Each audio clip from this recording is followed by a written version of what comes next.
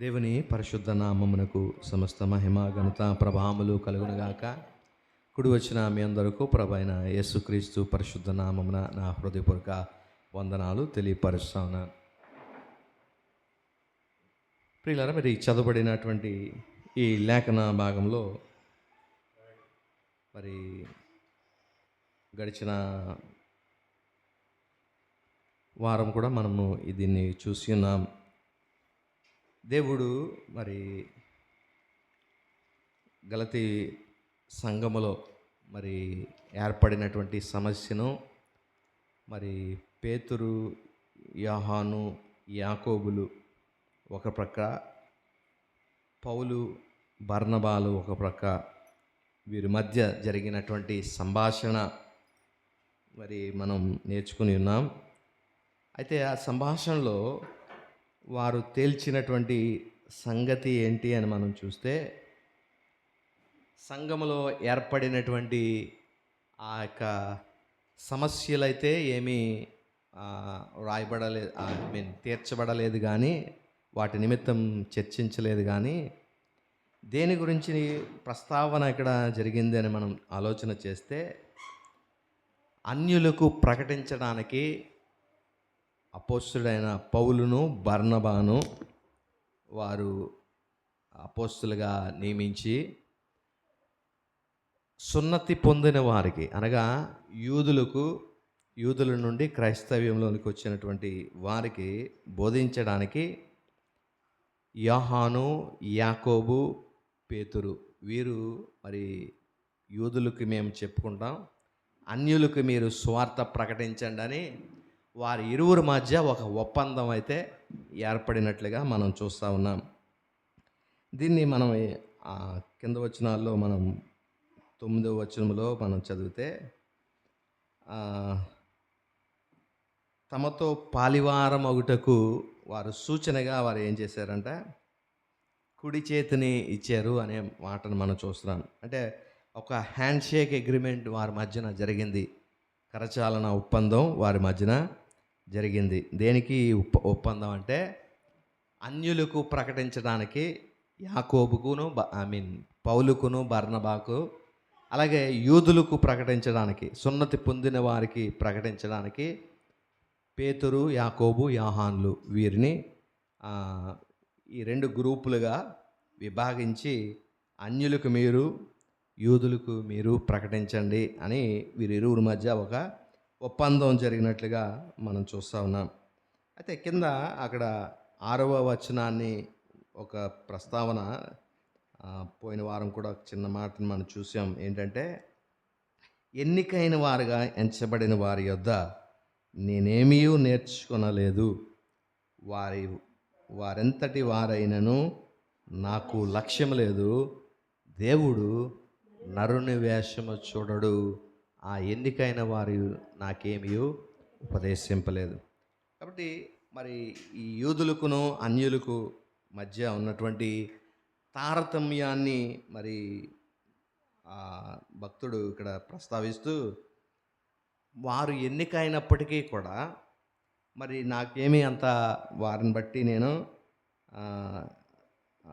వారేమి నాకు నేర్పించలేదు, వారెంత వారైనా సరే నాకు లక్ష్యం లేదు. ఎందుకంటే నేను పొందిన సువార్త దేవుని యొద్ద నుండి నేను పొందాను కాబట్టి, దేవుడు నరుని వేషం చూడడు, ఆ ఎన్నికైన వారి యొద్ద నాకేమీ ఉపదేశం నేను పొందలేదు అనేటువంటిది మనం చూస్తూ ఉన్నాం. అయితే ఈ యొక్క స్లైడ్ని కనుక మీరు చూస్తే, యూదులు, అన్యులు ఈ విధమైనటువంటి దేవుని యొద్దకు వచ్చేటువంటి ఒక విధానాన్ని మనం ఇక్కడ చూడగలుగుతూ ఉన్నాం. ప్రియులారా, ఒక యూదుడు దేవుని సన్నిధికి రావాలంటే, లేకపోతే దేవుడు ఆ వ్యక్తిని మరి దేవుని అంగీకరించాలి అని అంటే, యూదుడు ఎలాగా మరి ఆలోచన చేస్తాడంటే, వారు యూదులు చెప్పేటువంటి పద్ధతి, లేకపోతే యూదులు అనుసరించేటువంటి విధానము మొదటి దాంట్లో మనం చూడగలుగుతాం. మొదట విశ్వాసముతో వారు ప్రారంభిస్తారు. ఎలాగంటే, దేవుడు కృపచేతనే మనల్ని రక్షిస్తాడు అనే రీతిలో వారు ప్రారంభం చేసి, తర్వాత ఈ సున్నతి అని కానీ, ఆహార నియమాలు కానీ, ప్రత్యేక రోజులు ఆచరణ ఇవి కానీ వారి జీవితంలో ఒక అంతర్లీనముగా లేతే చేయాల్సినటువంటి పద్ధతులుగా అవి వాటిని మనం చూస్తూ ఉన్నాం ప్రియులరా. కాబట్టి విశ్వాసముతో వారు ప్రారంభమవుతా ఉంది. రెండోది, ఆ విశ్వాసము ప్రారంభమైనటువంటి ఆ విశ్వాసము క్రియలతో ఆచారంలోనికి దిగిపోతున్నట్లుగా మనం చూస్తున్నాం. కాబట్టి విశ్వాసము క్రియలు కలిపి మరి ఎవరైతే ఆచరిస్తారో వారిని దేవుడు అంగీకరిస్తాడు అన్నట్లుగా ఈ యోధా మతము మరి ప్రకటిస్తూ వచ్చి ఉన్నది.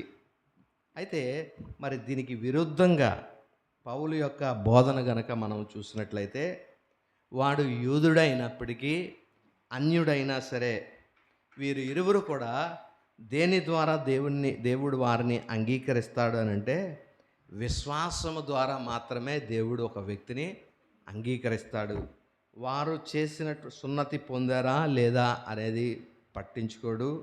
ఆహార నియమాలను పాటించారా లేదా అనేది కాదు. రోజులు, ప్రత్యేకమైన దినాలు, పండగ దినాలు వీటిని ఆచరిస్తున్నారా లేదా అనేది కాదు. కేవలము విశ్వాసము ద్వారా మాత్రమే ఒక వ్యక్తి దేవుణ్ణి యొద్దకు చేరుకోగలుగుతాడు అనేటువంటిది పౌలు యొక్క బోధనగా మనం చూస్తూ ఉన్నాం. కాబట్టి వీరు ఉన్నటువంటి ఈ స్థితి నుండి, యూదులు ఉన్నటువంటి ఆ స్థితిలో నుండి విశ్వాసములోనికి వారిని నడిపించడానికి కేవలము విశ్వాసము మాత్రమే, మరి దానికి ఏ విధమైనటువంటి ఏమంటాం క్రియలు కానీ లేదా ధర్మశాస్త్రము కానీ దానికి జోడించకుండా కేవలము విశ్వాసము ద్వారా మాత్రమే వ్యక్తులు మరి దేవుని సన్నిధికి చేరుకోగలుగుతారు అనేటువంటి విషయాన్ని మనము నేర్చుకుని ఉన్నాం ప్రియులారా. మరి మరికొన్ని విషయాలు మనము ముందుకు చూసినట్లయితే, మరి ఇది చూసాము పోయిన ముందుసారి కూడా.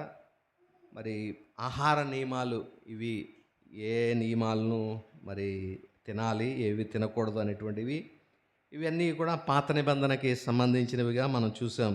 ఇవి ప్రస్తుతము ఆచరణలో లేవు. ఎందుకంటే దేవుడు ధర్మశాస్త్రాన్ని మరి కొట్టివేసినటువంటి పరిస్థితిని మనం చూస్తూ ఉన్నాం ప్రియులారా. అయితే మరి ఈ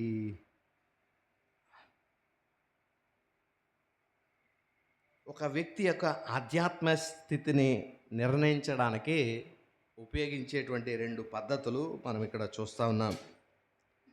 దేవుడు నరుని వేషము చూడడు అనేటువంటి ఈ అంశము మనము ఒకసారి ధ్యానం చేద్దాం ప్రియులరా. బాహ్య రూపాన్ని బట్టి ఒక వ్యక్తిని అంచనా వేసేటువంటి విధానము మనము చూడగలుగుతాం. బాహ్య రూపాన్ని బట్టి ఈ వ్యక్తి పరిశుద్ధుడా లేకపోతే ఈ వ్యక్తి నీతిమంతుడా కాదా అనేటట్లుగా అంచనా వేసేటువంటి పరిస్థితి అప్పుడు ఉంది, ఇప్పుడు ఉన్నట్లుగా మనం చూస్తూ ఉన్నాం. యూదులుగా మారినటువంటి అన్యులు కూడా మరి ఈ యూదులుగా మారినటువంటి అన్యులతో క్రీస్తును అంగీకరించారు అన్యులు. అయితే ఈ అన్యులతో యూదులు కలిసి భోజనం చేయకూడదని, తర్వాత ప్రత్యేకమైనటువంటి దినాలు, మరి అమావాస్య పండుగలు కానీ లేదా ద్వితీయోపదేశకాండం 16:16లో చెప్పబడినట్లుగా ఏటికి 3 మార్లు నా సన్నిధిని పురుషులందరూ కనపడవలెను అని దేవుడు ఆజ్ఞాపించిన ప్రాముఖ్యమైనటువంటి 3 పండుగలు అక్కడ ఉన్నాయి. ఆ పండగ దినాల్లో దేవుని సన్నిధికి వచ్చేటువంటి ఆ విషయాలకైనా లేదా మరి సున్నతి పొందడం అయినా, వీటిని భౌతికమైనటువంటి రూపాలను చూసి నరుణ్ణి అంచనా వేస్తారు. వీటిని సున్నతి పొందాడు, తర్వాత ప్రత్యేక దినాలను ఆచరిస్తూ ఉన్నాడు, ఆహార నియమాలను పాటిస్తూ ఉన్నాడు, కాబట్టి ఈ వ్యక్తి నీతిమంతుడు అని నిర్ధారించేటువంటి స్థితికి మరి అప్పటి ప్రజలు చేరి ఉన్నారు ప్రియులారా. అయితే మరి ఇలాంటి పరిస్థితులు ఒక కొలమానంగా వీటిని పెట్టుకుని ధర్మశాస్త్రాన్ని ఆచరిస్తే వారు నీతిమంతులని పరిశుద్ధులు అన్నటువంటి రీతిలో వారు ఆలోచన చేసినటువంటి ఆ స్థితిగతులను మనం చూస్తూ ఉన్నాం. దీన్ని క్రీస్తు ప్రభువారు కూడా చాలా మరి ఏమంటాం కళాఖండంగా దేవుడు ఏమంటాం ఖండించినటువంటి స్థితిని మనం చూస్తూ ఉన్నాం. మీరు ఆ బాహ్యంకి బాహ్యంగా మీరు నీతిమంతులుగా అగపడడానికి చూస్తున్నారు, కానీ అంతరంగంలో మీ యొక్క స్థితి ఎలా ఉందని చెప్పి ప్రభు వారికి మరి వారిని గద్దించినటువంటి స్థితిని మనం చూస్తూ ఉన్నాం. ప్రియులారా, చూడండి ఒకసారి ఈ మాట చదువుదాం. మత్తయి సువార్త 23వ అధ్యాయంలో, మత్తయి సువార్త 23వ అధ్యాయము 27వ వచనము. వేషధారులైన శాస్త్రులారా, పరిసయ్యులారా, మీరు సున్నము కొట్టిన సమాధులను పోలి ఉన్నారు. అవి వెలుపల శృంగారముగా అగుపడిన కానీ లోపల చచ్చిన వారి ఎముకలతోనూ సమస్త కల్మషముతోనూ నిండి ఉన్నది. కాబట్టి ఈ వీధిని ఎలాగా దేవుడు పోలుస్తూ ఉన్నాడంటే, సున్నము కొట్టిన సమాధుల్లారా అని.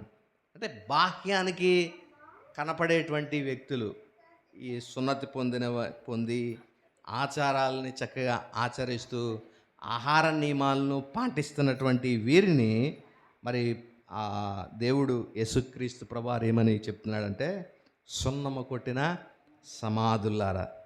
చూడండి, మనం ఈస్టర్కి అప్పుడప్పుడు ఆ సమాధులతోటికి వెళ్ళినప్పుడు వాటికి టైల్స్ వేసి చక్కగా అలంకరించి ఎంతో సుందరంగా ముస్తాబు చేస్తారు.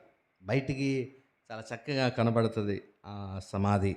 అయితే లోపల ఒకవేళ తవ్వి చూస్తే మరి కుళ్ళిపోయినటువంటి కంపు ఎముకలతో నిండినటువంటి పరిస్థితి ఉంది. బయటికి సుందరంగా అది కనబడుతుంది, అంతరంగంలో ఎంత కుళ్ళు ఆ సమాధిలో ఉందో అలాగా ఈ శాస్త్రుల యొక్క పరిసయ్యుల యొక్క జీవితాలు ఉన్నాయని ప్రభు మరి వారిని గురించి హెచ్చరిక చేసినట్లుగా మనం చూస్తూ ఉన్నాం. పైకి ఈ సున్నతి కానీ రోజులు లేకపోతే అమావాస్య ఇవి లేకపోతే ప్రత్యేకమైన దినాలు, పండుగ దినాలు, వీటి ఆచారాలు లేదా ఆహార నియమాలు, వీటిని పాటిస్తున్నటువంటి ఈ శాస్త్రులు పరిసయ్యులు భౌతికంగా పైకి చాలా సుందరంగా నీతిమంతుల్లా కనబడుతూ ఉన్నారు. అయితే వారి అంతరంగం మాత్రం ఆ సమాధిలో ఎలాగైతే కుళ్ళిపోయినట్లుగా కంపుగా ఉందో అలాంటి జీవితాలుగా వారి జీవితాలు ఉన్నాయని దేవుడు తెలియపరుస్తూ ఉన్నాడు ప్రియులారా. కాబట్టి మరి ఆ దేవుడు ఒక వ్యక్తిని అంగీకరించడానికి లేదా ఒక వ్యక్తిని ఎలా కొలుస్తాడు, దేన్ని బట్టి దేవుడు ఆ వ్యక్తిని నీతిమంతుడుగా లేకపోతే ఆ వ్యక్తిని అంగీకరించేటువంటి కొలమానము ఏంటి అని మనము చూస్తే, బాహ్య రకమైనటువంటి ఇవేవి మనకి పని చేయవు అనేటువంటి విషయాలు మనం చూస్తూ ఉన్నాం. చాలాసార్లు మనం కూడా ఒక వ్యక్తి తెల్లబట్టలు వేసుకోగానే ఎంత పరిశుద్ధుడు అన్నట్లుగా డ్రెస్ కోడ్ ఆధారంగా లేకపోతే భౌతికంగా కనపడేటువంటి విధానంగా లేకపోతే ప్రతిదానికి స్తోత్రం ప్రతిదానికి దేవుని తలంచుకుని ఇలా ఉంటే అయ్యి బాబోయ్ భక్తుడై ఉంటాడని బయటికి కనపడే వాటిని ఆధారం చేసుకుని మనము వాళ్ళని పరిశుద్ధుల నీతిమంతుల అనేటువంటి అంచనా వేస్తూ ఉంటాం ప్రియులారా. కాబట్టి ఇవేమి కొలమానం కాదు ఒక వ్యక్తి పరిశుద్ధుడని చెప్పడానికి.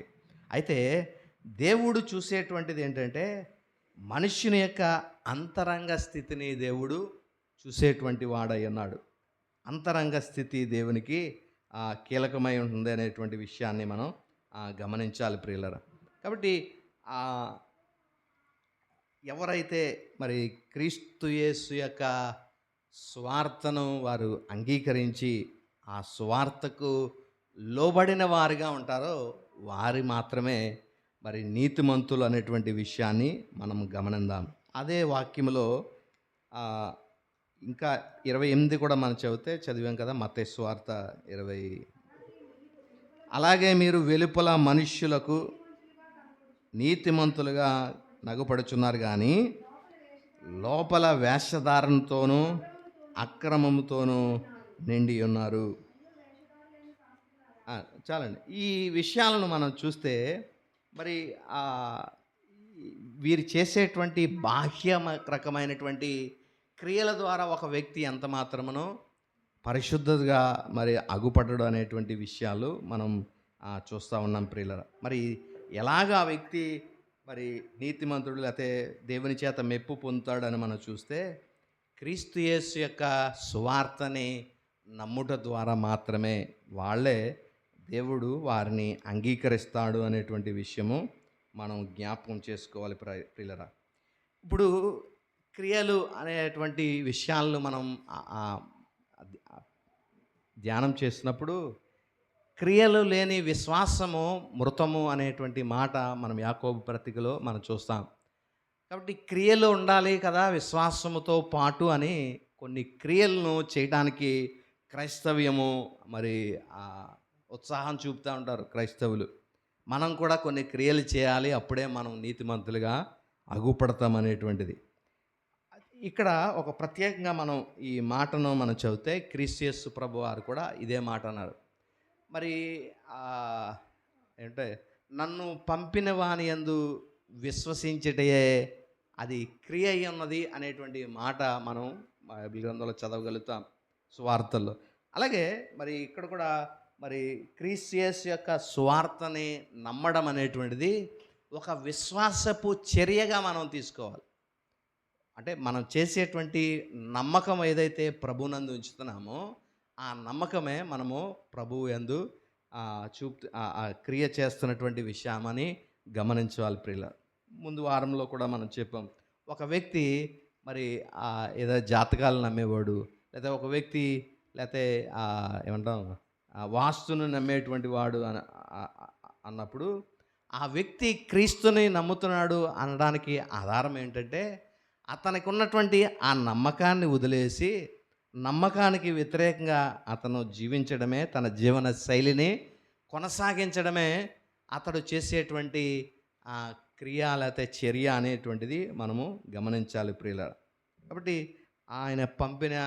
దేవుడు పంపినటువంటి తన కుమారుడైన క్రీస్తు యేసును విశ్వసించడమే మరి చర్య అనేటువంటి క్రియ అనేటువంటి విషయాన్ని కూడా మనం గమనించవలసిన వారమై ఉన్నాం. కాబట్టి మరి చాలామంది వాదిస్తారు ఏంటంటే యేసుక్రీస్తు ప్రభు మరి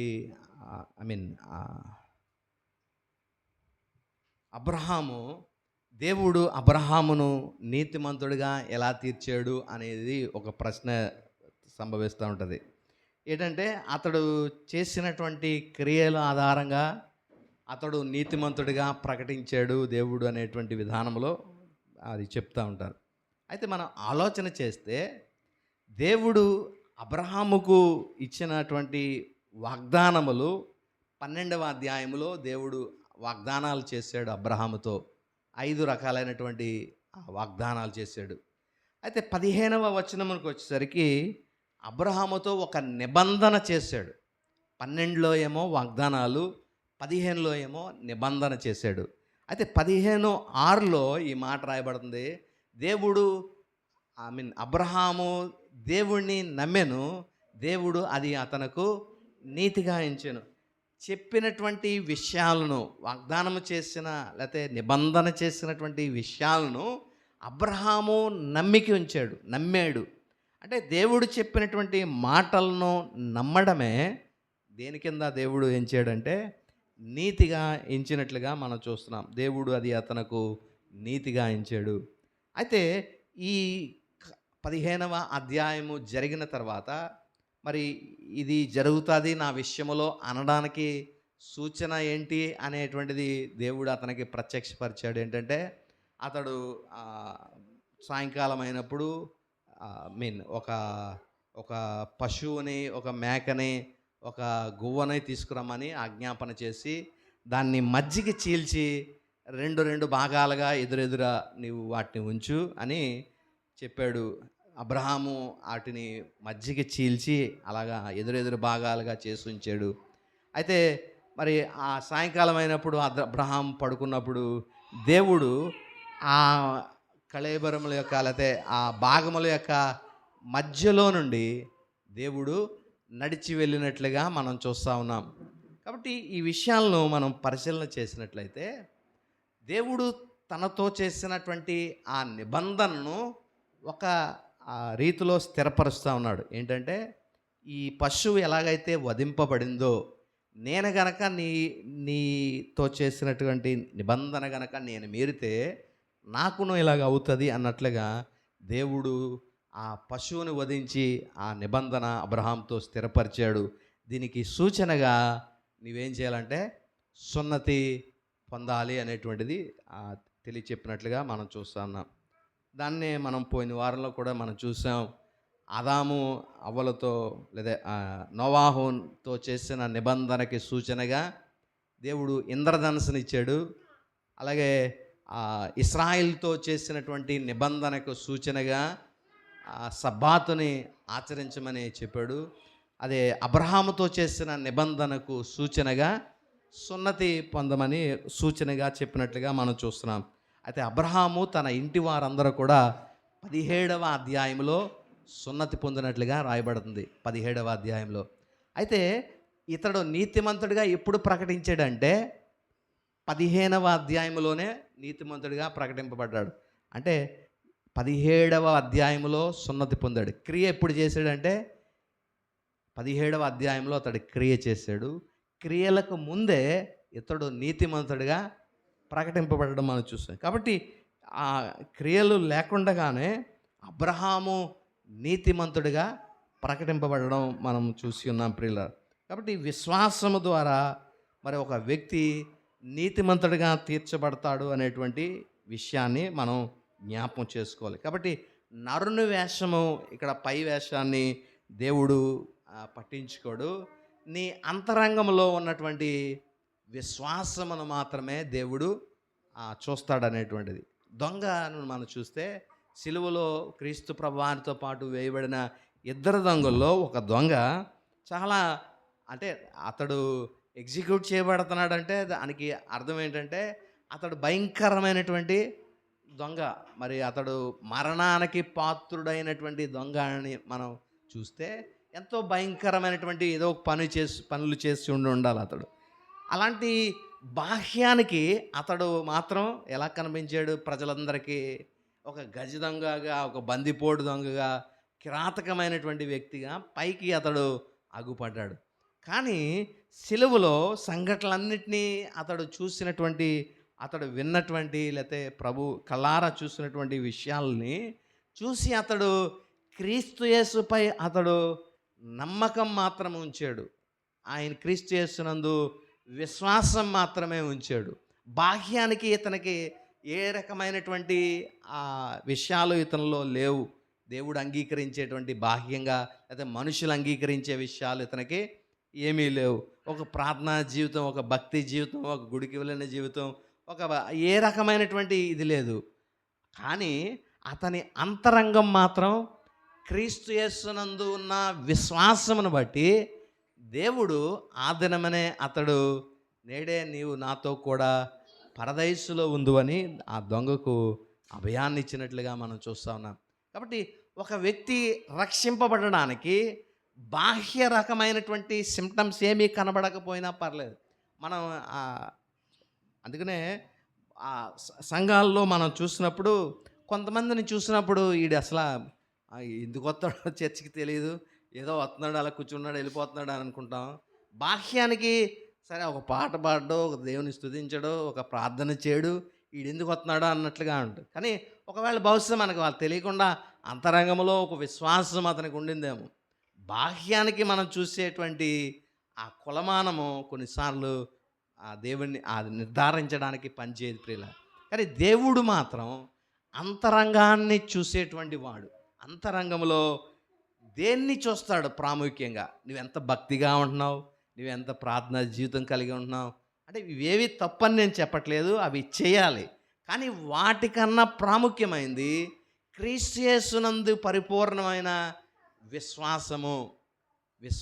కాబట్టి ఈ విశ్వాసం మాత్రమే దేవుడు చూసేటువంటి వాడైనాడు. ఈ విశ్వాసాన్ని చూసి నీ అంతరంగంలో నీ విశ్వాసం కనపడినప్పుడు దేవుడు నిన్ను ఖచ్చితంగా అంగీకరిస్తాడు. బాహ్యానికి నీకు అలాంటివి మనుషులు దృష్టిలో ఏవైతే యోగ్యములుగా ఉంటాయో అవి కనిపించకపోయినా అంతరంగములను మాత్రం దేవుడు చూస్తున్నప్పుడు విశ్వాసాన్ని కనుగొంటే మాత్రం దేవుడు నిన్ను మరి చేర్చుకుంటాడనే విషయాన్ని మనం జ్ఞాపకం చేసుకోవాలి.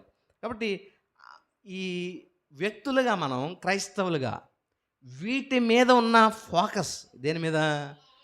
బాహ్యానికి కనపడేటువంటి ఈ వీటివి ఏవైతే మనుష్యులకు ఆమోదయోగ్యమైనవి, మనుష్యులకు అంగీకారములైనటువంటివి, వీటిని కలిగి ఉండడానికి మనుషులు ప్రయాసపడతారు. మనుషుల దృష్టిలో నేను నీతిమంతుడిని, మనుషుల దృష్టిలో నేను పరిశుద్ధుడిని అనిపించుకోవడానికి మనుషులు ఎంతగానో ప్రయాసపడతారు. కానీ ఇది కాదు మనకి కావాల్సింది. దేవుని దృష్టిలో బాహ్యంగా ఆ లక్షణాలు నీకు లేకపోయినప్పటికీ అంతరంగంలో విశ్వాసం మాత్రం స్థిరంగా నీకు ఉండినట్లయితే దేవుడు నిన్ను అంగీకరిస్తాడు అనేటువంటి విషయము మనం జ్ఞాపకం చేసుకోవాలి ప్రియులారా. ఈ గలతీ పత్రిక అంతా కూడా ఇదే. ఏంటి గలతీ పత్రిక అంటే, ఈ పత్రికలో విశ్వాసముతో వీరు ప్రారంభించారు. విశ్వాసముతో వీరి ఆధ్యాత్మిక జీవితాన్ని ప్రారంభించారు. అయితే వీరి విశ్వాస జీవితము కొనసాగే కొలది దేవుని చేత అంగీకరించబడాలి అంటే ఇవి చేయాలి, ఇవి చేయాలి, ఇవి చేయాలని ఒక లిస్ట్ని పెట్టుకుని దాన్ని ఆచరించటానికి వారు ఎంతగానో ప్రయాసపడతా ఉన్నారు. అందుకనే 3వ అధ్యాయంలో అంటాడు, మీరు ఆత్మానుసారంగా ప్రారంభించి ఇప్పుడు శరీరానుసారంగా నడుచుకుంటా ఉన్నారు అనేటువంటి విషయాలు. అంటే ఆత్మానుసారంగా ప్రారంభించడం ఏంటంటే కృప ద్వారా ప్రారంభించారు. మీకు దేవుడు ఎలా తీర్చాడు మిమ్మల్ని నీతిమంతులుగా? ధర్మశాస్త్రం ఏమి తీర్చలేకపోయింది కదా. ఒకవేళ ధర్మశాస్త్రము ద్వారా ఒక వ్యక్తి నీతిమంతుడిగా తీర్చబడితే క్రీస్తు రక్షణ ఈలో మనుషుల కొరకు చనిపోవట నిష్ప్రయోజనమే అని 2:21 మనం చూస్తున్నాం. నేను దేవుని కృపను నిరర్ధకం చేయను, నీవు ధర్మశాస్త్రము వలననే నీతి ధర్మశాస్త్రము వలననే అయితే ఆ పక్షమందు క్రీస్తు చనిపోయినది నిష్ప్రయోజనమే. ఒకవేళ నీతే గనక ధర్మశాస్త్రము వలన వస్తే, ధర్మశాస్త్రం వలన నీతి వస్తే క్రీస్తు చనిపోవడం శుద్ధ దండగా అనే మాట చెప్తా ఉన్నాడు. కాబట్టి మరి నీతి ధర్మశాస్త్రం వలన రాలేదు అనేది మనం చూసుకోవాలి. మరి ఎలా వచ్చింది నీతి అంటే? క్రీస్తు యేసునందలి విశ్వాసము వలన మాత్రమే ఈ నీతి మనకు వచ్చింది. కాబట్టి ఈ నీతి ధర్మశాస్త్రం లేకుండా వచ్చింది. ఆ నీతి కొనసాగే విధానం కూడా ధర్మశాస్త్రం లేకుండానే అది కొనసాగుతుంది. ఎలాగా? మళ్ళా సేమ్ అదే. దేవుని యందలి విశ్వాసములో మనం కొనసాగే కొలది దేవుడు మనల్ని ఆ నీతిమంతులుగా, దేవునితో ఉన్న సంబంధము నీతిమంతులుగా కొనసాగుతూ ఉంటుంది. కాబట్టి ఆ సంబంధం ఎట్టి రీతిలోనూ మరి ఏమంటాం చెక్కు చెదరదనే విషయాలు మనం జ్ఞాపకం చేసుకోవాలి ప్రియులారా. కాబట్టి దేవుడు ఎన్నికైనటువంటి వారిని ఎవరైతే కేఫా, యోహాను, యాకోబులు అని ఉన్నారో వీరు నాకు ఈ సువార్తని ప్రకటించలేదు, దేవుని నుండే ఈ సువార్త నాకు వచ్చింది కాబట్టి నేను మనుషుల్ని లక్ష్య పెట్టను, వారు ఎంతటి వారైనా సరే అని చెప్తూ వారికి వెళ్ళి తనకి కనపరిచినటువంటి కృపను బట్టి వారితో తెలియచేసినప్పుడు వారు అంగీకరించారు. ఏమని అంగీకరించారంటే, సరే అన్యులకు ప్రకటించడానికి నిన్ను బర్నబాను మేము నియమిస్తున్నాం, యూదులకు సున్నతి పొందిన వారికి ధర్మశాస్త్రం, పేతురు, యాకోబు, యోహాను మేము వీరిని సున్నతి పొందిన వారికి ప్రకటన చేస్తాం అని ఒక ఒప్పందాన్ని కుడి చేతినిచ్చి ఆ ఒప్పందాన్ని చేసుకున్నట్లుగా మనం చూస్తూ ఉన్నాం. ఇది ఎవరెవరు వారి చర్చిల్లో ఉండుంటే లేకపోతే వారి సంఘాల్లో ఉండుంటే బాగుండేది. అంటే యూదులైన వారు యూద సంఘంగా ఒకటి వేరుగా, అన్యులైనటువంటి వారందరూ ఒక సంఘంగా ఉండుంటే ఈ కుడి చేతి ఒప్పందం కరెక్ట్గా ఉండేది. యూదులకు మేము, అన్యులకు మీరు చూసుకోండి అని అలా విభాగించితే సరిపోయి ఉండేది. ఇప్పుడు అంత్యొకయ సంఘానికి వచ్చేసరికి మాత్రం ఈ కేసు రివర్స్ అయింది. ఎలాగంటే ఈ అంత్యొకయ సంఘంలో అన్యులు ఎక్కువ మంది వచ్చేసారు. ఇప్పుడు యూదులు ఉన్నారు అంత్యొకయ సంఘంలో, అన్యుల నుండి వచ్చినటువంటి వారు కూడా ఎక్కువ మంది ఉన్నారు. ఇప్పుడు వీళ్ళందరూ విడివిడిగా యూదులు వేరుగా అన్యులు వేరుగా జరగట్లేదు, ఇద్దరికి కలిపి దేవుణ్ణి ఆరాధించడానికి వచ్చారు. ఇప్పుడు వీళ్ళ సహవాసం వచ్చేసరికి ఒక ఇబ్బంది. ఇప్పుడు ఏంటి సహవాసం అంటే? కలిసి అందరం కలిసి భోంచేయాలి సహవాసం అంటే. ఇప్పుడు భోంచేసేటప్పుడు యూదుడన్నవాడు అన్యుడితో కలిసి భోంచేయకూడదు. ఇప్పుడు ఏం చేయాలా? ఇక్కడ సమస్య ఏర్పడింది. యూదులు మనం ఎలా భోంచేయాలి వీరితో అని చెప్పి ఆ సమస్య ఉత్పన్నమైనటువంటి విధానంలో వీళ్ళతో కలిసి మనకి భోజనంకి ఇబ్బంది వస్తుంది కాబట్టి ఒక పని చేద్దాం, ఈ అన్యులందరినీ కూడా యూదుల్లాగా మార్చేద్దాం అని చెప్పి వీళ్ళకి సున్నతి ఇచ్చేసి ఈ యూదులుగా చేసి వీళ్ళందరూ కలిసి అప్పుడు వీళ్ళు కూడా యూదులైపోతారు కాబట్టి మనం అందరం కలిసి భోంచేద్దాం, అప్పుడు సమస్య ఏమి ఉండదు అని. అయితే పౌలు యొక్క ఆ దేవుడు పౌలుకి బయలుపరిచినటువంటి విధానం ఏంటంటే, దేవుడు పేతురుకు ఏదైతే ప్రత్యక్షత అనుగ్రహించాడో పేతురు దాన్ని గ్రహించలేకపోయాడు. ఏంటా ప్రత్యక్షత అంటే 10వ అధ్యాయంలో అపోస్తుల కార్యంలో 10వ అధ్యాయంలో ఆ ప్రత్యక్షత పేతురుకు వచ్చింది. ఏ విషయంలో? కొర్నేలి విషయంలో. అతడు ఆ దర్శనాన్ని చూస్తున్నాడు. ఆకాశం నుండి ఒక భూమి మీదకి ఒక తెరలాగా విధించబడి అందు మీద చతుష్పాద జంతువులన్నీ కనబడుతున్నాయి. ఏంటి ఇవి అంటే, వీటిని చంపుకొని తిను అని చెప్పాడు. అపవిత్రమైన వాటిని నేను ఎలాగా తింటా, దేవుడు పరిశుద్ధపరిచిన వాటిని నీవు అపవిత్రంగా ఎంచొద్దు అని. అంటే అక్కడ దాని అర్థం ఏంటంటే, ఒకప్పుడు మీకు లేకపోతే ఈ జంతువులు నిషిద్ధమైనవిగా నేనే చెప్పాను. అయితే అది ధర్మశాస్త్రం. ఇప్పుడు నేను ధర్మశాస్త్రాన్ని కొట్టివేస్తున్నాను. ఎలాగంటే ఆ నిషిద్ధమైనవి ఏవని చెప్తున్నానో వాటిని కూడా నేను ఇప్పుడు పరిశుద్ధ పరుస్తున్నాను. అంటే దాని అర్థం ఏంటంటే ధర్మశాస్త్రం పూర్తిగా నేను రద్దు చేస్తున్నాను అని. కాబట్టి ఆ ధర్మశాస్త్ర రద్దు అనేటువంటిది పౌలు పేతురు గ్రహించలేకపోయాడు. అతడు ఈ కొర్నేలి విషయం వాళ్ళ ఇంటికి వెళ్ళడానికి దేవుడు ఇలాగ చూపించాడేమో అనుకున్నాడు, కానీ మరి ధర్మశాస్త్ర రద్దు విషయము ఇతడు గ్రహించలేకపోయాడు. పౌలుకు దేవుడు మరొకసారి ఈ రివలేషన్ వచ్చింది. ఏంటిదంటే, దేవుడు ఏదైతే మరి ఇదివరకు ఉన్నటువంటి డివైడింగ్ లైన్ ఏదైతే ఉందో దేవుడు దాన్ని తీసివేస్తున్నాడు. అన్యులకి యూదులకి మధ్య ఉన్న ఆ డివైడింగ్ లైన్ తీసివేస్తున్నాడు. ఇప్పుడు రోజులకు ఉన్నటువంటి నియమాలు, ఇది మంచి రోజు ఇది చెడ్డ రోజు అని లేదు, అన్ని రోజులు సమానమే. తర్వాత ఆహార నియమాలు, ఇది తినొచ్చు ఇది తినకూడదు అనేటువంటి ఆహార నియమాలు తీసేడు, అన్నీ తినొచ్చు. సున్నతి పొందినవాడు పొందనవాడని ఏమి లేదు, అందరూ కలిసి దేవుణ్ణి ఆరాధించవచ్చు అనేటువంటి ఈ తారతమ్యాలు ఏమంటాయో అవి ధర్మశాస్త్రం వల్ల వచ్చిన వాటిని దేవుడు తీసివేసినట్లుగా మనం చూస్తా ఉన్నాం. అయితే మరి ఈ మార్పు ఏదైతే ఉందో ఆ మార్పును వారు గ్రహించలేకపోయినట్లుగా మనం చూస్తూ ఉన్నాం. ప్రియులరా, చూడండి, ఈ సంఘములో ఉన్నటువంటి ఈ విషయాలను మనం చూద్దాం. కరచాలన ఒప్పందం, హ్యాండ్ షేక్ అగ్రిమెంట్ ఏదైతే జరిగిందో అది ఈ రెండు విధాలుగా ఉండుంటే సరిపోయేది. సంఘములో పౌలు బర్నబాలు ఒక పక్కన, పేతురు యాకోబు యోహానులు ఒక ప్రక్కన ఉండి వారి ఇరువురి మధ్య ఒక ఒప్పందం జరిగింది.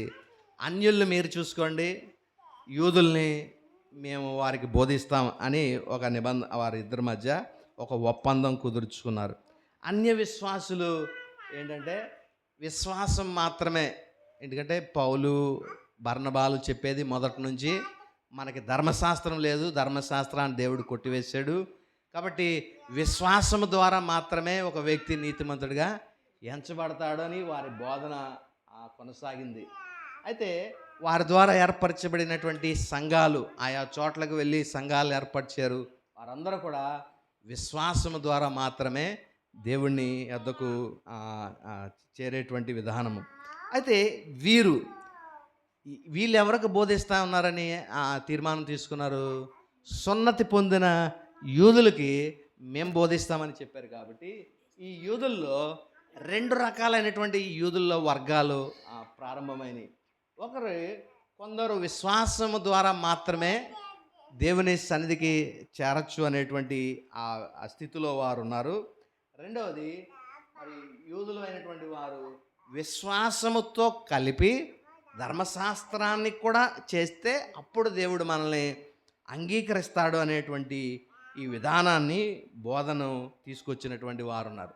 అయితే ఈ ప్రధానమైనటువంటి ఈ ధర్మశాస్త్రాన్ని విశ్వాసముతో కలపడానికి ప్రధానమైన కారణం ఎవరంటే, కొంతమంది కపట సహోదరులు దానిలో వచ్చారు. ఎవరు ఆ కపట సహోదరులు అంటే 5వ వచనములో మనం చూస్తే 4వ వచనం చూద్దామండి. 4వ వచనంలో మనలను దాసులుగా చేసుకునే వలన క్రీస్తు చేసి, చూడండి, వీళ్ళకి స్వాతంత్రం వచ్చింది. ఈ స్వాతంత్రము వేగి చూడడానికి రహస్యంగా దొంగతనంగా ప్రవేశించిన కపట సహోదరులు, కొంతమంది కపట సహోదరులు ప్రవేశించారు సంఘములోనికి. వాళ్ళ ద్వారా, ఈ కపట సహోదరుల ద్వారా విశ్వాసముతో పాటు ప్లస్ ఇంకోటి ఏమొచ్చింది, ధర్మశాస్త్రాన్ని తీసుకొచ్చారు. అంటే ఈ యూదులైనటువంటి కపట సహోదరులు చూడండి, కొంతమంది వాళ్ళ మతం ఓడిపోతుంది అన్నప్పుడు, లేదా మతం ఏమంటాం క్షీణిస్తుపోతుంది, అంతరించిపోతుంది అన్నప్పుడు ఆ మతాన్ని కాపాడడానికి అయితే రక్షించడానికి ఏదో కుయుక్తులు పన్నుతూ ఉంటారో, అలాగా ఈ యూదా మతములో నుండి క్రీస్తు మార్గాన్ని అనుసరించినటువంటి వ్యక్తులు ఎక్కువైపోవడంతో ఈ యూదా మతాన్ని తిరిగి ప్రాచుర్యం తేడానికి ధర్మశాస్త్రాన్ని కూడా మరి వారు జోడించి ఈ విశ్వాసముతో ధర్మశాస్త్రాన్ని కలిపినట్లుగా మనం చూస్తూ ఉన్నాం. అయితే ఇప్పుడు యెరూషలేం సంఘం ఇది, తర్వాత అన్య సంఘాలు అటువైపు ఉన్నాయి.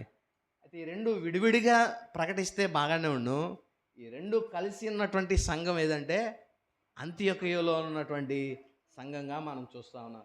ఈ అంతియొకయలో సంఘంలో ఉన్నటువంటి విశ్వాసులు మిళితమైనటువంటి సంఘం.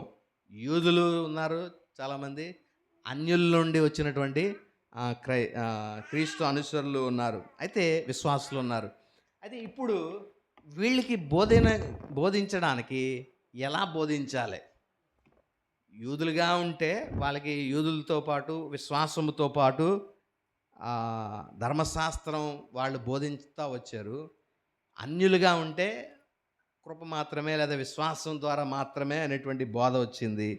ఇప్పుడు యూదులు అన్యులుగా ఉన్నటువంటి ఈ సంఘం ఎలా బోధించాలి అనేటువంటిది ఒక ప్రశ్న ఏర్పడింది. కాబట్టి వీళ్ళని నియంత్రించడానికి 3 రకాలైనటువంటి సిద్ధాంతాలు లేదా తీర్మానాల్లో విధానాలు వచ్చినాయి. ఒకటి, ఐదర్ విశ్వాసము ద్వారా అయినా ప్రకటించాలి, విశ్వాసం ద్వారానే ఉండాలని, లేదా విశ్వాసము ప్లస్ ధర్మశాస్త్రము, విశ్వాసము ప్లస్ ధర్మశాస్త్రం. మూడవది విశ్వాసము మరియు అంటే ఈ రెండోది ఏంటంటే విశ్వాసము, ధర్మశాస్త్రము మరియు విశ్వాసం మాత్రమే. అంటే ఉద్భవించింది విశ్వాసం ద్వారా మాత్రమే, వీటన్నిటికీ మూలం విశ్వాసం ద్వారా మాత్రమే. రాను ఆ నీతిని కాపాడుకోవాలంటే, మనకి అనుగ్రహింపబడిన నీతి, మనం ఆ నీతి సంబంధంలో దేవునితో మనం కొనసాగాలంటే మాత్రం ఏదో ఒకటి చేయాలి. నేను చేయడం ఏం చేయాలి? ధర్మశాస్త్రాన్ని చేయాలి, సున్నతి పొందాలి, ఆచారాలు ఆచరించాలి, రోజులు ప్రత్యేక దినాలను ఆచరించాలి, లేదా ఆహార నియమాల్ని పాటించాలి అనేటువంటి ఈ నియమాల్ని ధర్మశాస్త్రం రూపంలో వాళ్ళకి పెట్టి ఆ ధర్మశాస్త్రాన్ని, ఆచరణని తీసుకుని వచ్చారు ప్రియులు. కాబట్టి ఇప్పుడు ఈ సంఘంలో, అంతియొకయ సంఘంలో వాళ్ళు తీసుకున్న హ్యాండ్ షేక్ అగ్రిమెంట్ ఏదైతే ఉందో అది ఇప్పుడు ఉపయోగపడతలేదు. ఎందుకంటే ఆ హ్యాండ్ షేక్ అగ్రిమెంట్ ఎలాగ ఉపయోగపడుతుంది? ఒకవైపు అన్యులు, ఒకవైపు యూదులు ఉంటే వీళ్ళని మీరు వీళ్ళని మేము అని పంచుకుని హ్యాండ్ షేక్ అగ్రిమెంట్ బాగుండేది. ఇప్పుడున్న సంఘంలో, అంత్యోక్య సంఘంలో అందరూ కలిసిపోయి ఉన్నారు. విభాగించి పరిపాలించేటువంటి విధానం లేదు. కలిసికట్టుగా అందరినీ ఒక తాటి మీద ఈ సంఘములో మరి నిర్వహించాలంటే అది చాలా ప్రాముఖ్యమైనటువంటి సమస్యగా ఏర్పడింది. ఆ సమస్య ఏంటనేటువంటిది 11వ వచనము నుండి ప్రారంభింపబడుతుంది. 11వ వచనము నుండి అయి కేఫా ఆ, ఆ.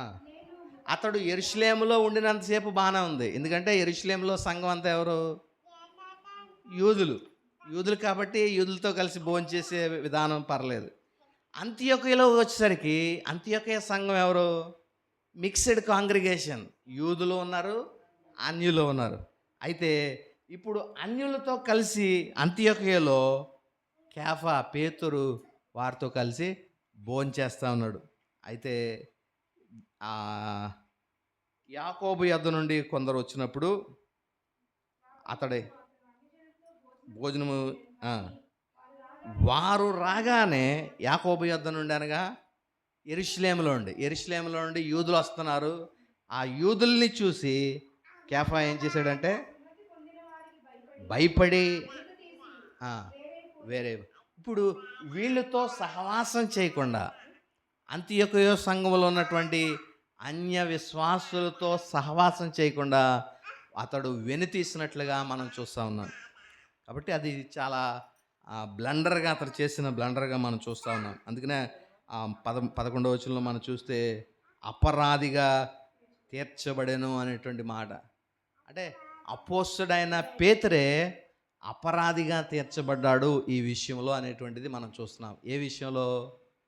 యూదులతో కలిసి అన్యులతో కలిసి భోంచేయకూడదు అనేటువంటి యూదుల యొక్క నియమం ఏదైతే ఉందో అది తప్పు అనేటువంటిది మరి ప్రకటింపబడుతుంది ప్రియులారా. కాబట్టి ఆ ధర్మశాస్త్ర రద్దుని ఏ రకంగా అతడు మరి ప్రాచుర్యంలోనికి లేకపోతే ఆ ఫోర్స్లోనికి తీసుకొచ్చాడో ఇక్కడ మనం చూస్తూ ఉన్నాం.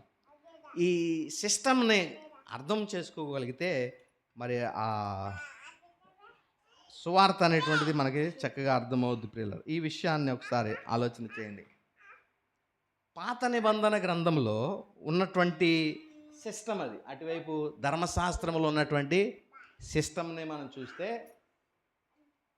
లేవి యాజకత్వము ఒకటి, రెండోది మోషే ధర్మశాస్త్రం, మూడోది దేవాలయం, నాలుగోది బలి విధానం.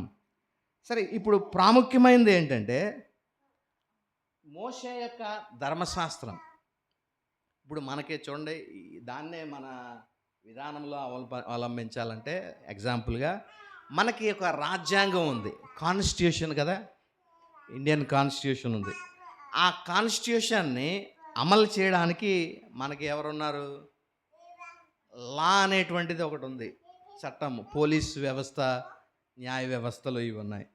అయితే ఈ న్యాయ వ్యవస్థ అనేటువంటిది ఎక్కడ పనిచేస్తుందంటే ఆ పైన దేవాలయంలో ఉందిగా కోర్టు కానీ పోలీస్ స్టేషన్ కానీ వాటిల్లో ఈ న్యాయ వ్యవస్థ అనేటువంటిది పనిచేస్తుంది. అలాగే అప్పటి దినాల్లో దేవుడు మోషేకు ధర్మశాస్త్రాన్ని ఇచ్చాడు.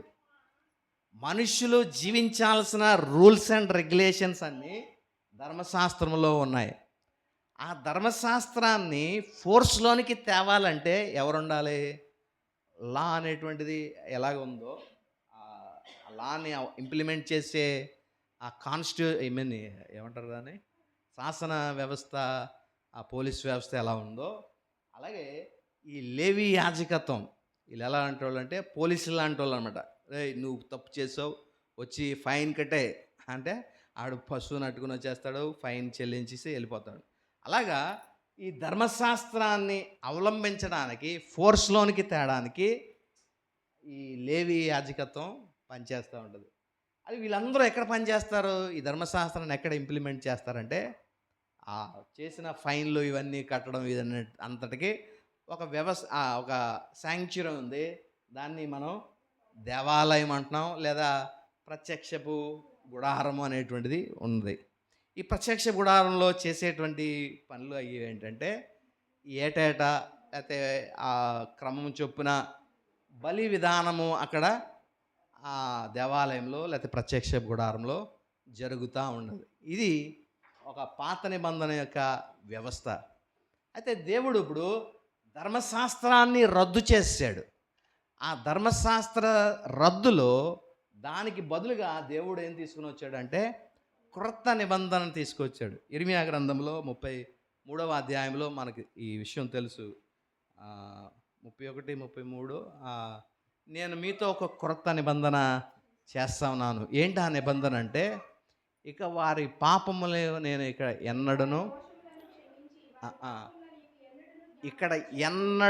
నేను జ్ఞాపకము చేసుకొనను. పాపములను క్షమించి దోషాలని నేను ఎన్నడూ కూడా జ్ఞాపకం చేసుకొనను అని ఒక క్రొత్త నిబంధన చేస్తా ఉన్నాడు.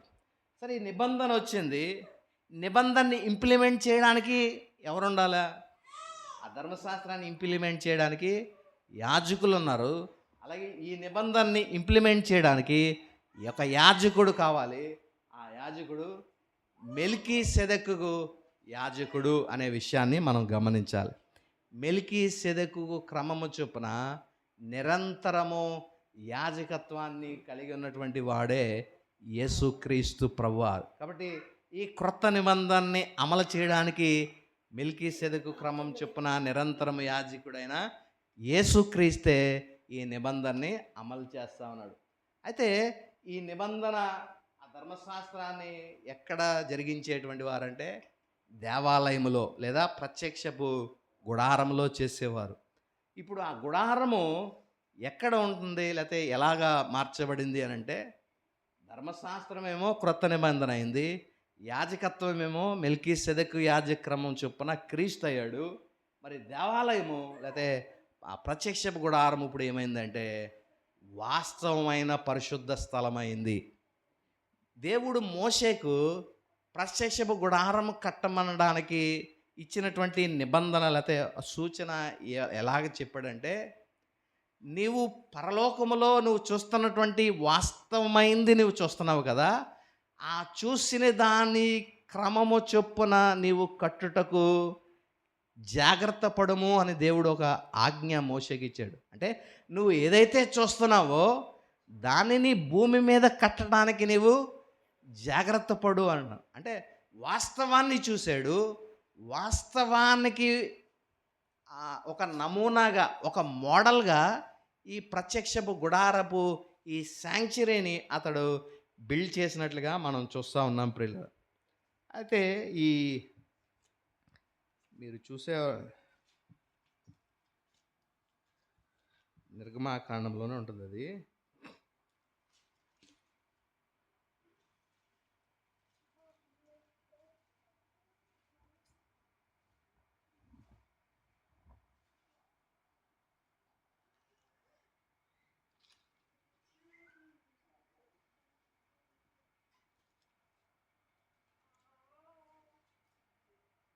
ఉమ్, 25వ అధ్యాయము ఆఖరి వచనం చూడండి.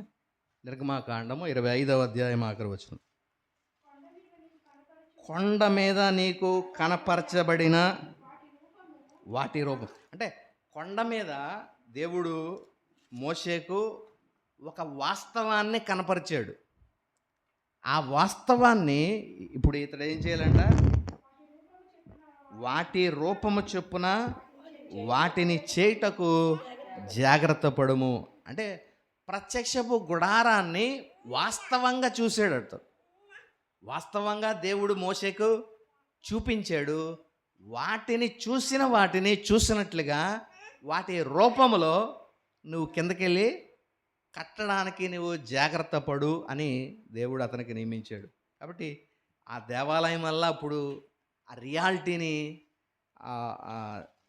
తెర వెనక ఏదైతే ఉందో అప్పటి వరకు తెర పరిశుద్ధ స్థలాన్ని అడ్డుగా పరిశుద్ధ స్థలానికి అతి పరిశుద్ధ స్థలానికి మధ్య తెర ఉండింది.